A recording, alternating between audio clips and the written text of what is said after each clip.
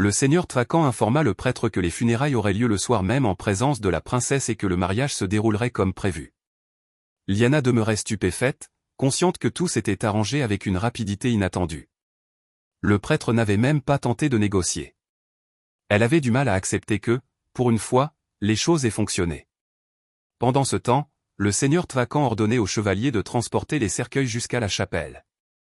Une seconde plus tard, la princesse comprit ce qui avait poussé le prêtre à céder aussi facilement. Le prêtre savait qu'en satisfaisant les volontés du seigneur Tvacan, il pourrait obtenir un budget conséquent pour réparer l'escalier. La princesse, s'adressant à son fiancé, souligna que tout cela allait trop loin et qu'il avait déjà dépensé une fortune pour elle. Le grand prêtre, de toute façon terrorisé, n'aurait jamais osé retarder le mariage, ce qui rendait cet investissement inutile. Le seigneur Tvacan répondit qu'il ne fallait pas voir là une grossièreté, affirmant qu'il dépensait son argent comme il l'entendait. Liana nota la manière dont il prenait en charge les problèmes sans qu'on le lui demande, tel un soutien solide et digne de confiance. Liana restait incertaine quant aux intentions réelles du seigneur Tvacan au sujet du mariage, mais elle se persuada que tout deviendrait clair lorsque sœur Heureuse reviendrait. Pour l'instant, elle pouvait relâcher un peu la tension et apprécier la sécurité que lui procurait la présence de son futur mari. Elle le remercia pour son implication dans l'organisation des funérailles et du mariage, menée avec efficacité. Surpris par ces paroles, le seigneur Tvacan lui demanda si elle le pensait vraiment. La princesse eut du mal à saisir le sens de ses propos. Il reformula alors, cherchant à savoir si elle ne souhaitait réellement pas reporter la date du mariage. Liana répondit qu'elle n'en avait aucune intention. À cette réponse, les yeux du seigneur Tvacan s'ouvrirent largement. La princesse elle-même fut troublée par la spontanéité de ces mots, comme si le mariage était déjà une décision scellée. Elle remarqua alors le sourire du seigneur Tvacan. Elle ne l'avait jamais vu paraître aussi humain. Il affirma que dépenser de l'argent pour cela ne le dérangeait pas, et elle comprit qu'il était réellement heureux à l'idée de l'épouser. Beaucoup voyaient en lui un homme terrible, ignorant la vérité. Pour Liana, le seigneur Tvacan se révélait être un homme bienveillant qu'elle appréciait sincèrement. Pendant ce temps, au palais, le grand chancelier perdait son sang-froid. Il cria sa frustration, incapable d'accepter que le mariage ne soit pas reporté. Il se demandait comment un homme aussi lâche avait pu devenir grand prêtre et affirma qu'il fallait trouver quelqu'un d'autre. Le fils tenta de comprendre le sens de ses paroles. Le grand chancelier déclara que le prêtre était inutile et qu'il ne supportait plus de voir le pouvoir entre les mains de cette archigamine. Lyndon affirma vouloir le remplacer. Le fils demanda comment cela serait possible, puisque la fonction de grand prêtre était à vie. Il évoqua qu'en cas de mort subite, il faudrait du temps pour nommer un successeur. Personne ne pourrait officier la cérémonie de mariage. Sans officiant, aucun mariage ne pourrait se tenir. Le fils rappela à Lyndon qu'une telle action provoquerait des retombées chaotiques. Le grand chancelier fixa le fils, traitant son neveu de faible et de lâche, soulignant que cette femme lui avait été enlevée sous ses yeux. Le fils se mit en colère et affirma qu'elle ne lui avait pas été volée. Rien n'était encore perdu et il comptait la ramener. Lyndon, exaspéré, lui demanda de ne pas s'en mêler et de rester en retrait. Il ajouta que ce jour lui semblait parfait et que le cimetière, sombre, s'y prêtait. Alors que les prêtres descendaient les cercueils, un étranger encapuchonné s'approcha. Un chevalier lui ordonna de partir. La main tremblante de l'homme pointa le seigneur Tvacan. Le chevalier, agacé, lui demanda s'il ignorait l'identité du seigneur commandant de Tvacan, chef incontesté, presque divin pour ses hommes. Après lui avoir donné cette information, le chevalier lui répéta de déguerpir. Dans son esprit, l'étranger suppliait. Il se demandait si son seigneur était revenu pour se venger du péché de Noc, pour réclamer le sang qui n'avait pas été versé ce jour-là. Le chevalier, fatigué, lui cria encore de s'éloigner. La chapelle était pleine à craquer. La princesse, perplexe, écouta Madame Flambard murmurer qu'il y avait une raison simple à cela. La foule était venue par curiosité, avide de commérage. Au début, Liana n'y avait pas pensé, puis elle comprit. Tous croyaient le fils mort. Aux yeux du public, elle assistait aux funérailles de son amant accompagné d'un nouveau fiancé. Elle réalisa que la tension était à son comble. Certains risquaient de critiquer ouvertement le seigneur Tvacan, surtout si le grand chancelier alimentait les rumeurs. Madame Flambard avertit la princesse qu'elle ne pourrait pas empêcher chacun d'écouter et d'observer. Il valait mieux prévenir le seigneur Tvacan. Liana partageait cet avis, mais elle pressentait que son fiancé ne se laisserait pas atteindre par les commentaires. Elle ne l'avait jamais vu se mettre en colère, même si la pression serait immense. Elle n'éprouvait aucune crainte à son égard, peut-être une légère appréhension. Elle reconnut qu'il était un homme étrange. Madame Flambard la ramena à la réalité en lui rappelant de regarder où elle posait les pieds. La route était accidentée et elle risquait de trébucher. La princesse admit qu'elle avait raison. Soudain, un bâton tomba juste devant elle. Il appartenait au vieil homme mystérieux encapuchonné. Celui-ci lui demanda si elle allait bien, mais Madame Flambard intervint. Lyanna affirma alors qu'elle connaissait cet homme. Elle l'avait souvent vu rôder près du temple et lui avait déjà donné de la monnaie. Elle expliqua qu'elle n'avait pas d'argent ce jour-là, puisqu'elle se rendait à des funérailles, et lui proposa d'attendre la fin de la cérémonie. En lui rendant son bâton, elle lui demanda d'être prudent car le cercueil passerait bientôt par ce chemin. En récupérant son bâton, l'homme grogna quelques mots au sujet du péché et du sang. Lyanna lui demanda de répéter, car elle n'avait pas saisi ses paroles. L'homme répéta calmement que la fille d'Arsac ferait mieux de se préparer, car bientôt elle verserait son sang. Elle demeura pétrifiée, incapable d'en croire à ce qu'elle venait d'entendre. Madame Flambard la mit en garde en disant que le vieil homme pouvait être dangereux. Lyanna haussa les épaules, convaincue qu'il ne représentait aucune menace et qu'il cherchait simplement à dire quelque chose. Elle lui demanda de répéter, mais ne perçut que des grognements confus. La voix puissante du seigneur Tvacan résonna alors dans la pièce. Il voulut comprendre la situation, et la nourrice expliqua que la princesse s'était arrêtée près d'un vieil homme encapuchonné dont l'attitude attirait l'attention. Le seigneur Tvacan demanda à la princesse si elle souhaitait qu'il intervienne, mais Lyanna affirma que le vieillard ne parvenait probablement pas à parler et demanda à Madame Flambard de revenir vers lui plus tard si nécessaire. Elle ne voulait pas manquer les funérailles. Le seigneur Tvacan remarqua la pâleur de son visage et s'assura de son état. Elle le rassura en disant qu'elle allait bien, simplement tendue par l'importance de la cérémonie. Il précisa avoir ordonné à ses gardes de rester en alerte maximale. Elle le remercia. Il annonça ensuite qu'il irait vérifier la situation en premier. Restée seule, Lyanna ne put s'empêcher de repenser aux paroles du vieux mendiant. Ces mots étouffés faisaient peser un sentiment lourd sur sa poitrine, comme une menace suspendue. Les gens commencèrent à affluer dans la salle où les funérailles devaient se tenir. Les prêtres lui apportèrent des informations, et la princesse réagit en qualifiant la situation de non-sens, avant de demander qui avait vu le grand prêtre en dernier. L'un d'eux expliqua l'avoir aperçu plus tôt dans la chapelle royale. Un autre affirma qu'aucun prêtre n'était sorti de la chapelle depuis le matin. C'est alors que le seigneur Tvacan entra avec son assistant. Il voulut comprendre ce qui se passait. La princesse répondit qu'il devait commencer les funérailles, mais l'absence du grand prêtre restait inexplicable. Le seigneur Tvacan interrogea son assistant, qui secoua la tête en signe d'ignorance. Au fond de la salle, Sir Lyndon se mêlait à la foule, calme et détendu. Le ton du seigneur Tvacan se fit grave. S'il s'agissait d'un accident, il avait été soigneusement orchestré. Fermot acquiesça et annonça qu'il s'en chargerait immédiatement. Dès qu'il s'éloigna, la princesse demanda au seigneur Tvacan s'il pensait que quelqu'un avait provoqué cette disparition. Il répondit que cela était possible, car le grand prêtre comptait de nombreux ennemis. Son regard se posa alors sur Lyndon, toujours installé parmi le peuple. Soudain, Fermot revint en ouvrant la porte brusquement. Il déclara avoir retrouvé le grand prêtre. Lyanna voulut savoir où, mais Fermot s'approcha lentement des cercueils. Il affirma que le grand prêtre devait se trouver dans l'un d'eux. La princesse, déstabilisée, tenta de comprendre la situation. Fermot expliqua que les fossoyeurs avaient remarqué qu'un cercueil semblait plus lourd que les autres, et qu'il en avait retiré le couvercle. La princesse poussa un cri de terreur.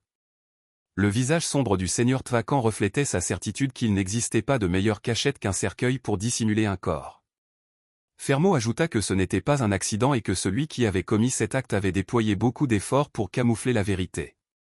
Lorsque la princesse comprit que le grand prêtre avait été assassiné, elle remarqua que le grand chancelier semblait sincèrement choqué, comme s'il n'avait aucune connaissance préalable de ce drame. Comme tous les autres, il soupira et exprima son indignation face à cet acte commis en un jour aussi important. Il demanda ensuite qui dirigerait les funérailles. La question se répandit dans l'assemblée, parmi les gens et les prêtres. Ils décidèrent de convoquer d'urgence un conseil des anciens. Le siège du grand prêtre restait vacant.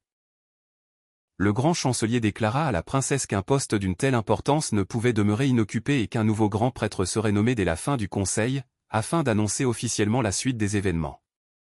Sir Lyndon Fertel annonça alors un nouveau report des funérailles et ordonna à ses hommes de s'occuper des cercueils. La colère de la princesse était perceptible de loin. Pour apaiser sa tension, le seigneur Thrakan lui prit la main et l'invita à ne pas considérer cela comme une défaite personnelle. Il ajouta être désormais en charge de la sécurité de Noc et affirma qu'il retrouverait le coupable. La princesse reconnut intérieurement qu'il avait raison. Elle n'était plus celle qui acceptait passivement les événements. La maison d'Arsac bénéficiait désormais d'une garde de chevaliers capable de protéger ses intérêts. Elle conclut que, malgré le pouvoir de certains, l'assassinat du grand prêtre ne pourrait être dissimulé. Lyndon ne semblait pas comprendre qu'il ne pouvait plus agir comme autrefois, sans conséquence. Les paroles du vieil homme revinrent à l'esprit de Lyanna, et elle comprit qu'elle ne pouvait plus vivre dans la peur. Elle devrait affronter chaque problème, en commençant par éliminer l'ennemi qui se présentait désormais clairement devant eux. Elle suggéra alors au seigneur Thrakan de commencer par rassembler des preuves contre le meurtrier. Ce soir-là, le château de Lord Fertel était agité. Le grand chancelier, furieux, lançait des malédictions et des objets contre l'homme chargé d'avoir tué le grand prêtre. Il perdit le contrôle, reprochant à ce dernier d'avoir dissimulé le corps dans un cercueil alors qu'on lui demandait seulement de maquiller la mort comme un accident. Sir Lyndon poussa le mercenaire et exprima une colère contenue en lui reprochant son imprudence. Le malheureux leva les bras et répondit d'une voix brisée qu'il n'avait pas eu assez de temps et qu'il y avait trop de témoins dans le temple.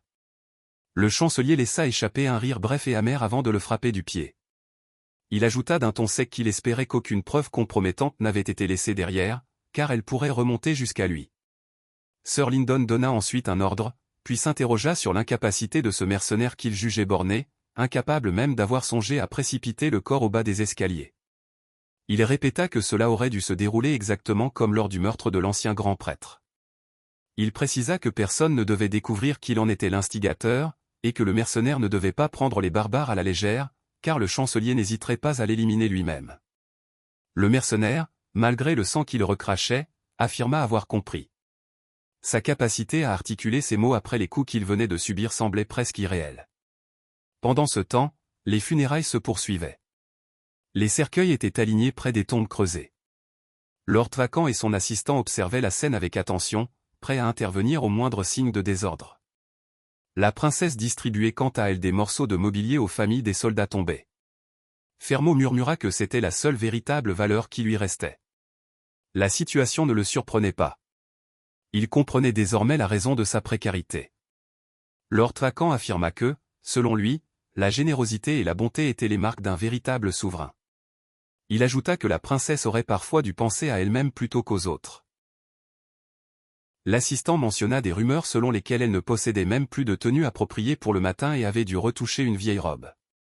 Lord Thrakan rappela que c'était précisément ce caractère et cet esprit vif qui l'avait conduit à accepter sa proposition. Fermot admit qu'il ne pouvait que partager cet avis. Il souhaita ensuite entendre l'opinion du seigneur sur le choix de Sir Lyndon et la manière dont il avait tué le grand prêtre, car rien dans l'attitude de ce dernier ne laissait penser qu'il agissait avec légèreté. Le seigneur Thrakan répondit que, lorsqu'ils avaient sorti le corps du cercueil, le visage du grand chancelier semblait marqué par un choc sincère, trop fort pour être simulé. Il pensa alors que quelque chose avait mal tourné, ou que le meurtre n'était pas prévu, ou encore que le tueur à gages avait commis une erreur grave. Il demanda ensuite à Fermot de mener des investigations pour comprendre ce qui s'était réellement passé, puis il mit pied à terre en remarquant que la princesse était désormais libre. Fermot se demanda si le seigneur ne ressentait pas un malaise en voyant sa future épouse si fragile, la tête basse, écrasée par le chagrin. Au regard de toutes les batailles auxquelles Lord Thrakan avait participé, cette faible pile de cadavres relevait presque du miracle. Pourtant, il demeurait évident que le seigneur éprouvait une forme de peine pour la princesse. Il tenait à elle. Fermot ajouta que Lord Thrakan n'était pas réputé pour accorder tant d'importance aux sentiments. Il se souvint toutefois de ses propos, lorsqu'il évoquait la reprise de ce qui lui appartenait et l'idée que, tôt ou tard, tout reviendrait à la normale. Fermot considéra qu'il aurait peut-être été préférable que le seigneur demande la main de la princesse plus tôt, avant qu'elle n'ait un prétendant officiel. Cette décision aurait peut-être évité les fusions de sang. Il ne parvenait pas à imaginer comment son seigneur pourrait un jour changer à ce point pour l'amour. Pendant ce temps, dans le palais de la princesse, Lyanna grelottait dans sa chambre. Elle pensait que si le froid était déjà si mordant, l'hiver serait difficile à supporter. Elle regrettait d'avoir quitté la chaleur de sa couverture. Le matin s'était cependant imposé et elle devait se lever. Elle pensa qu'un peu d'eau sur son visage pourrait chasser le sommeil et les frissons. Elle ouvrit la porte de la salle de bain et laissa échapper un cri. Lord Vacan, à demi nu, se tenait là. Il se gratta la nuque et proposa d'un ton hésitant de la laisser passer en premier. Elle répondit d'une manière sèche que la première chose qu'elle voulait comprendre était la raison pour laquelle son futur mari se trouvait dans sa salle de bain. Le Seigneur lui avoua qu'il la trouvait adorable dans cet état d'assoupissement et rappela que cette salle de bain était désormais la sienne également. Lyanna soupira intérieurement en se rappelant leur accord récent. Elle s'excusa pour sa brusquerie, prétextant qu'elle n'était pas encore totalement éveillée. Elle referma brusquement la porte et se maudit en silence d'avoir oublié leur arrangement et de s'être retrouvée dans cette situation. Étant derrière la porte, elle l'invita à prendre tout son temps et précisa que cela ne se reproduirait plus. Le seigneur Vacan demanda où se trouvait la baignoire. Elle répondit, fatiguée, qu'il y en avait une auparavant, grande, élégante, avec des finitions dorées, jusqu'à ce que Klenfelter la détruise pour son jardin. Elle ajouta que le marbre avait été réduit en morceaux pour servir de décoration et qu'elle avait dû vendre tout ce qu'elle pouvait. Elle expliqua qu'elle ne trouvait pas raisonnable de gaspiller autant d'eau pour un bain. Elle marqua une pause avant de lui demander s'il avait besoin d'elle pour quelque chose. Il répondit qu'il n'avait jamais dit vouloir prendre un bain. Il ajouta qu'un jour, ils partageraient le même bain. La princesse, profondément troublée, ressentit une panique diffuse, incapable de comprendre cette insistance du futur marié. Pendant un instant, elle imagina la scène telle qu'elle pourrait réellement se dérouler, puis se ressaisit, refusant catégoriquement l'idée. Elle se sentit envahie par un dégoût profond d'avoir laissé une telle pensée l'effleurer. Lyanna se hâta vers sa chambre, s'effondra sur son lit et se promit de rester désormais sur ses gardes avec le seigneur Vacan. Elle tenta de comprendre comment quelqu'un pouvait être à la fois aussi séduisant et capable de prononcer des paroles étranges qui la troublaient au point de la faire rougir. Elle se répéta qu'elle devait cesser d'entretenir ces sentiments qu'elle jugeait inutiles. Elle se concentra sur ce qu'elle estimait devoir accomplir en priorité. Elle devait découvrir ce que le seigneur Vacan manigançait réellement. Les avertissements se multipliaient autour d'elle, tous affirmant que Lord Vacan nourrissait une idée de revanche, et ses paroles n'avaient rien de léger. La princesse décida qu'elle devait retrouver le vieil homme à la canne. Pendant ce temps, le seigneur et son assistant triaient des documents lorsque l'un des gardes entra brusquement pour annoncer que la princesse avait quitté le palais. Il ajouta qu'il avait entendu dire qu'elle s'était rendue au temple pour distribuer de la nourriture aux pauvres. Fermot nota à quel point elle faisait preuve d'une ardeur constante au travail, puis demanda qui l'accompagnait. Le garde répondit qu'elle n'avait pris avec elle qu'une garde de nuit. Le seigneur perdit son calme et exprima son incompréhension face au fait qu'on ait laissé quelqu'un partir seul dans un lieu qu'il jugeait dangereux. Le subalterne tenta de se justifier en expliquant qu'il n'aurait pas été possible de la contraindre à rester et rappela que le seigneur Vacan avait spécifiquement demandé aux soldats de se montrer respectueux et amicaux envers elle. Le seigneur Vacan reconnut que c'était bien ce qu'il avait dit, tout en précisant qu'il valait mieux vérifier. Fermot demanda si des gardes avaient au moins été postés. Le chevalier hésita avant d'affirmer qu'un homme surveillait déjà la situation, puis proposa d'en envoyer davantage. Fermot suggéra d'en dépêcher quelques-uns, estimant que tout pouvait arriver. Le seigneur Vacan annonça qu'il pourrait s'y rendre lui-même, jugeant que cette tâche serait plus stimulante que la paperasse.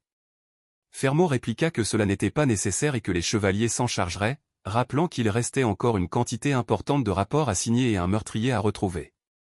Le seigneur Vacan répondit que son assistant était parfaitement capable. Fermot lui fit remarquer, avec une sécheresse contenue, qu'il ne pouvait pas tout accomplir seul. Alors que le seigneur quittait la pièce, il déclara qu'il n'avait aucune raison de rester davantage. Fermot se retrouva seul dans le bureau, songeant une nouvelle fois à la manière dont son maître le laissait régulièrement gérer les responsabilités. Il évoqua intérieurement la précédente fois où cela s'était produit, lorsque le seigneur avait couru après la princesse, et observa la pile de paperasse qui montait jusque sur les étagères. Il se dit que l'amour avait transformé le seigneur Vacan en une figure capricieuse qu'il n'aurait jamais imaginée. Lorsque la princesse arriva au temple, elle demanda à son escorte de l'attendre. Il lui proposa de se charger de la distribution, assurant qu'il pourrait le faire rapidement, mais elle répondit qu'elle souhaitait l'accomplir elle-même. Elle lui demanda simplement de surveiller les alentours, en particulier l'éventuelle arrivée de soldats de Surfelte. Le soldat lui souhaita bonne chance tandis qu'elle pensait déjà aux moyens de retrouver le vieil homme. Ce qu'elle avait à lui dire devait rester secret, du moins jusqu'au retour de sœur Rose. Après avoir erré un moment, elle finit par retrouver le vieil homme, mais surprit avant cela un étranger encapuchonné qui lui offrait une miche de pain. Elle en conclut que le personnel du temple avait également pris soin de lui donner de quoi manger. Soudain, sans aucun avertissement, le vieil homme jeta le pain au loin, puis se mit à frapper l'étranger avec sa canne. Liana, désemparée, leur ordonna d'arrêter et tenta de comprendre la scène.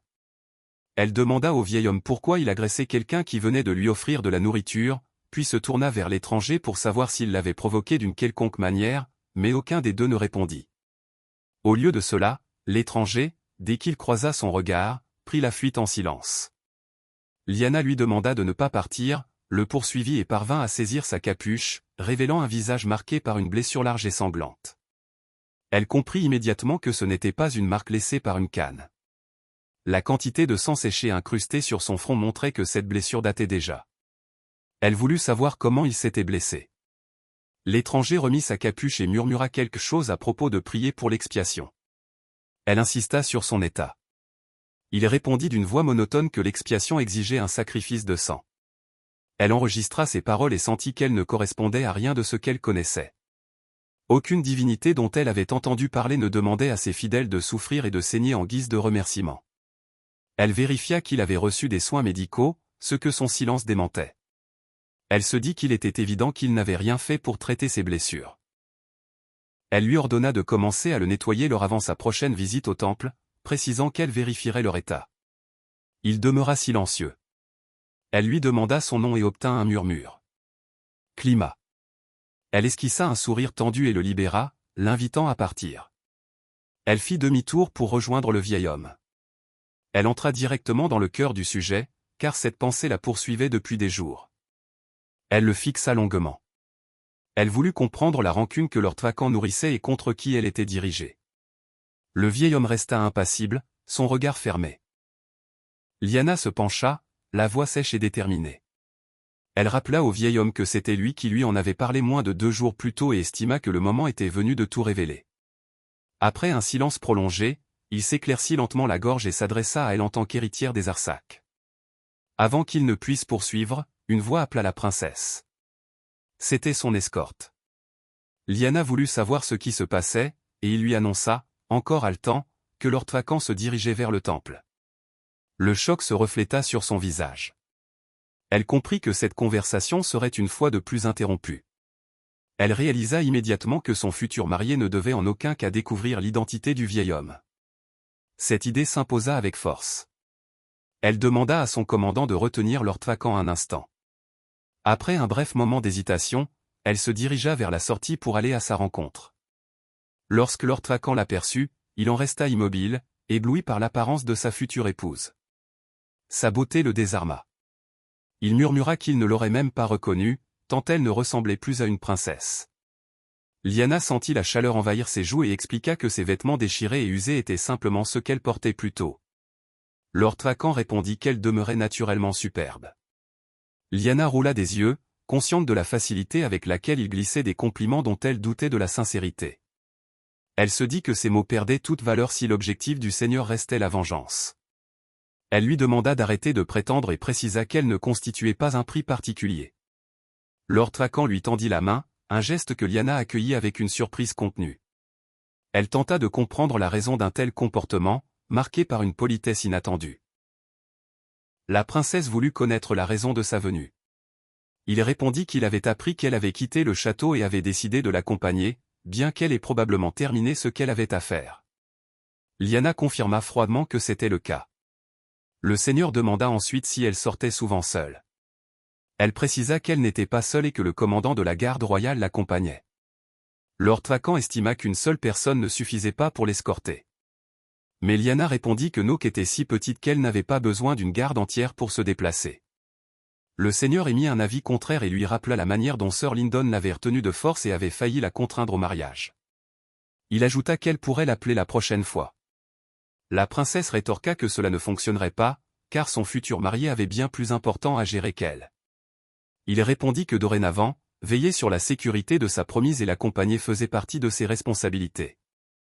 Dans ce moment précis, la princesse éprouva une forme de reconnaissance pour la bienveillance dont il faisait preuve. Elle lui demanda quand commenceraient les réparations du temple. Le seigneur répondit qu'elle débuterait lorsqu'un nouveau cardinal serait choisi. Liana nota mentalement la prudence du seigneur, imaginant qu'il cherchait probablement à s'assurer que le mariage se déroule comme prévu. Il ne semblait donc pas pressé d'engager les réparations. Toutefois, si le seigneur était réellement destiné à devenir son compagnon, il la soutiendrait toujours. Liana pensa avec amertume qu'elle pourrait enfin respirer une fois cette certitude acquise. Absorbée par ses réflexions, elle n'entendit pas la calèche qui prenait de la vitesse derrière elle. Le chevalier alerta brusquement le seigneur, l'enjoignant à se retourner. Lord Vacan et la princesse pivotèrent, mais il était déjà trop tard. La charrette remplie de barils se renversa. Les barils étaient trop nombreux et lourdement chargés. Lorsqu'ils roulèrent en cascade, la princesse et le seigneur furent saisis par l'instant et se bousculèrent pour esquiver la trajectoire des tonneaux. Lord Vacan appela la princesse, puis la projeta hors du danger. Lorsque le chaos se dissipa, la princesse reprit lentement conscience. Un cri se fit entendre, déclenchant un sursaut. Quelqu'un était coincé sous les barils. Son cœur se contracta violemment. Liana refusa d'admettre que quelque chose avait pu arriver à son fiancé. Elle se redressa, malgré des jambes vacillantes, et avança en titubant pour le retrouver. Juste au moment où elle s'apprêtait à courir, une main se referma sur sa bouche. Une voix lui souffla de ne pas crier. Elle reconnut immédiatement le fils. Son ancien compagnon se pencha vers son oreille pour lui confier qu'il ne voulait pas être vu. La seconde suivante, il avait déjà poussé la princesse dans sa calèche et demandé au conducteur de partir immédiatement. Liana, exaspérée, lui rappela d'une voix tendue qu'il perdait tout contrôle et qu'il venait de commettre un acte qu'elle lui avait pourtant explicitement demandé d'éviter. Elle lui avait demandé de disparaître calmement, sans laisser de traces. Sa stupéfaction se mêlait à une colère profonde face à son imprudence, mais le fils resta sourd à ses paroles. Il attrapa la main de Liana et lui parla avec la tendresse d'un homme qui se croit encore aimé. Le fils déclara qu'il était sincèrement soulagé de la savoir indemne. Son inquiétude avait été si vive qu'elle l'avait presque blessé. Il ajouta que son désir le plus ardent était de lui parler dans un endroit privé, uniquement tous les deux, loin de toute agitation. Elle tenta de retirer sa main, mais il la retint fermement. Elle le qualifia de psychopathe complet, agité par ce qui se déroulait à l'extérieur et par ce que Lord Vacan pouvait ressentir. Elle lui ordonna d'arrêter de dire des absurdités et de stopper la calèche. À la dernière seconde, au lieu de se protéger lui-même, il avait poussé la promise sur le côté. La calèche n'avait aucune fenêtre, et l'héroïne ne parvenait pas à rester immobile, rongée par l'inquiétude concernant l'état de Lord Vacan. Elle imaginait le pire, même si elle tentait de se convaincre que tout allait bien. Malgré cela, le fils continuait de lui répéter avec une assurance glaçante que Lord Vacan ne pouvait plus lui causer le moindre souci. Il affirma qu'il était mort depuis longtemps et qu'elle pouvait cesser d'endosser le rôle de la promise inquiète. Selon lui, il ne restait plus rien à craindre. Le fils ajouta qu'elle ne pouvait imaginer depuis combien de temps il avait préparé tout cela. Il jura qu'il avait planifié chaque détail pendant des siècles et qu'il n'avait commis aucune erreur. Lord Vacan, enseveli sous les lourds tonneaux, ne s'en sortirait pas. Il se vanta d'avoir prévu chaque éventualité. Ses chevaliers géraient la situation, et si l'un d'eux trouvait le leur encore vivant, il réglerait rapidement ce détail. La princesse en resta abasourdie. Une partie d'elle refusait d'y croire. Le carrosse avançait toujours, mais elle savait que le fils mentait. Lord Vacan avait survécu 10 années sur un territoire ravagé par la guerre. Il n'allait pas tomber à cause d'un banal incident dans la rue. Son esprit se rebellait contre cette idée. Elle sentait que le destin ne pouvait être aussi cruel envers son fiancé. Les larmes montèrent brusquement, traversant son contrôle déjà fragile. Elle affirma que c'était un mensonge évident et que Lord Vacan ne pouvait pas être mort. Dans un sursaut de colère, elle arracha sa main de celle de Luffy et ordonna qu'il quitte les lieux et qu'il ne remette plus jamais les pieds à Noak. Il répliqua d'un ton sec qu'elle devrait admettre ce qu'elle ressentait encore pour lui. Elle lui lança un dernier avertissement silencieux, chargé de détermination. S'il osait revenir, elle s'occuperait elle-même de son cas. Il n'entendit probablement pas ces derniers mots. Le carrosse tangua violemment. Luffy frappa la paroi avant pour demander au conducteur de ralentir, mais ne reçut en retour que des grognements étouffés. Son front se plissa. Quelque chose ne tournait pas rond. Un choc brutal secoua la calèche, projetée sur le côté. Le fils n'eut pas le temps de réagir. L'arrêt fut si soudain qu'il bascula, percutant la princesse. La portière s'ouvrit brusquement, et la lumière du soleil aveugla Lyanna pendant quelques secondes. Elle plissa les yeux, parvenant enfin à distinguer la silhouette massive de Lord Vacan. Cette apparition réveilla un souvenir ancien.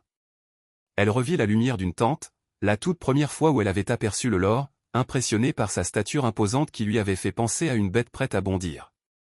La même sensation l'envahit. Lord Vacan saisit le fils par la cheville. Celui qui avait heurté la princesse fut tiré hors du carrosse d'un geste sec puis projeté au loin.